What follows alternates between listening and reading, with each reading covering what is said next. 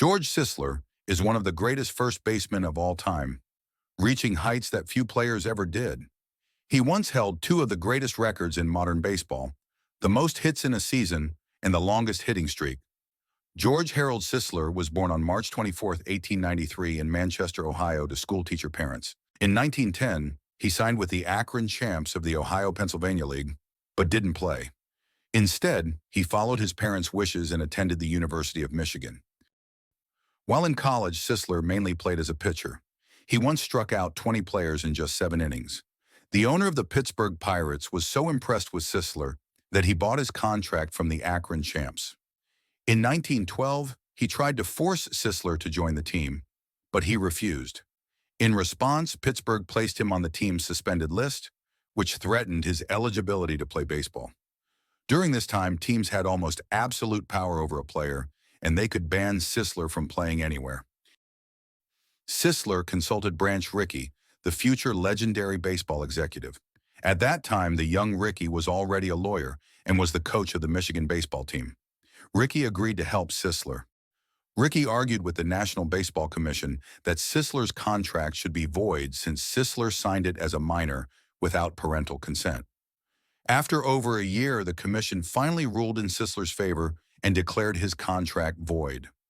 Sisler continued as a pitcher, but it soon became clear that his potent bat had to be in the lineup every day.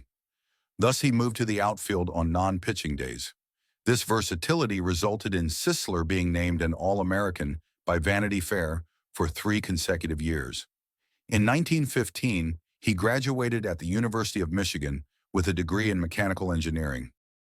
That year, both the Pirates and the St. Louis Browns tried to sign him. Pittsburgh offered more money, but he chose the Browns to join Branch Rickey, who had become the Browns' manager. He had his debut season in 1915, playing as a pitcher, outfielder, and first baseman. His first season as a pitcher was unspectacular, though he once struck out 9 batters in a game. In another, he pitched a complete game and defeated Walter Johnson, 2-1. He played a total of 81 games in 1915 with a .285 batting average, 3 home runs, and 29 RBIs. As a pitcher, he had a 4.4 win-loss record with 41 strikeouts and a .283 ERA in 70 innings pitched. The following year, he began as a pitcher batter, but eventually became mainly a first baseman. Sisler batted .305 with 4 home runs and 76 RBIs. He also had a 1-2 win-loss record as a pitcher with 12 strikeouts. He pitched just 3 games that year, but in one of them, he once more defeated Walter Johnson in another shutout. In 1918, Sisler enlisted in the Army and was preparing for war when the armistice was signed, and he was relieved of his military obligation. The following year, he led his team in most offensive categories. Sisler finished 3rd in batting behind Ty Cobb and Bobby Veach. He also placed 2nd in home runs. He had 10, while league leader Babe Ruth set the new major league record with 29. In 1920, Sisler had another successful season. He had 257 hits, breaking Ty Cobb's previous record of 247. Sisler's record stood until 2004, when Ichiro Suzuki broke it with 262. Sisler had 631 at-bats to get 257 hits. Ichiro had 704 at-bats to get 262. During that season, Sisler also won his first batting title with 407. He finished 2nd in the majors in 8 offensive categories, including RBIs and stolen bases. For the 2nd year in a row, Sisler finished 2nd in home runs, hitting 19 against Babe Ruth, who again set the new major league record with 54. Ruth's home run record overshadowed Sisler's hits record, and Sisler didn't receive the same attention from the media. In 1922, Sisler had one of the best seasons in Major League Baseball history. He led the league in runs, hits, triples, stolen bases, and batting average. He battled Cobb for the batting title, eventually winning with 420 against Cobb's 401. Sisler also set the modern record for the longest hitting streak in the modern game. Willie Keeler had 45 in 1897, while Bill Dolan had 42 in 1894. But Sisler's achievement came when the modern rules were in place.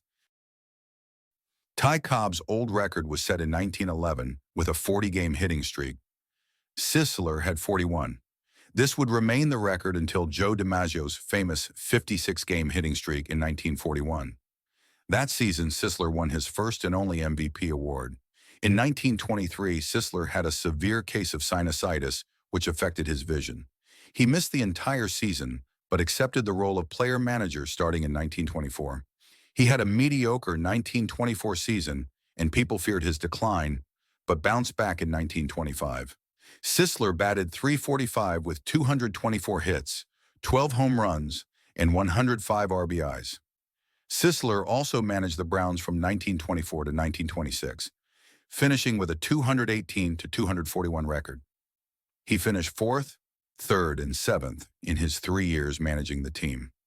Observers claimed that the team's poor performance came as players took advantage of Sisler's kindness and gentle nature.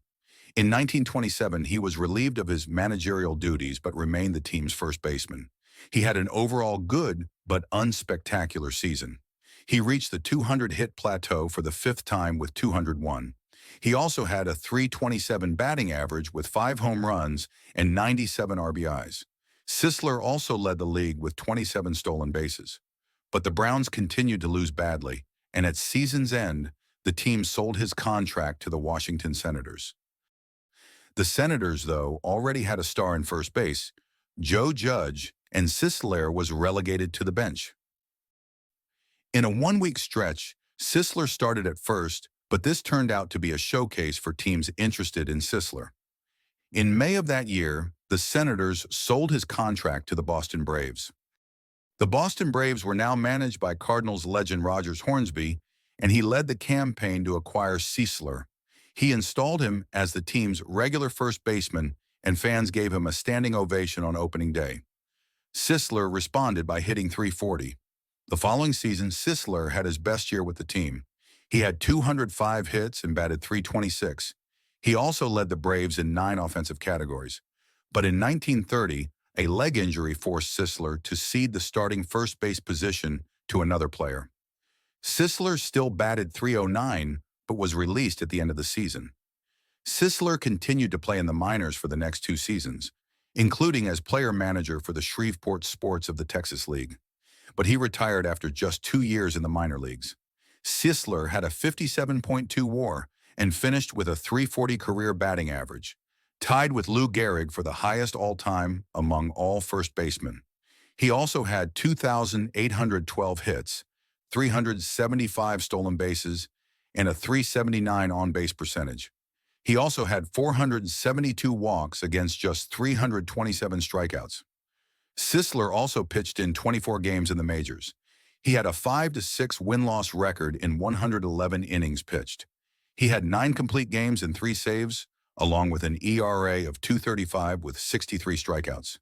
He continued to be a scout and coach for many years. Among the players he coached was Roberto Clemente. In 1961, he recommended a switch to a heavier bat. Clemente followed his suggestion and won the batting title.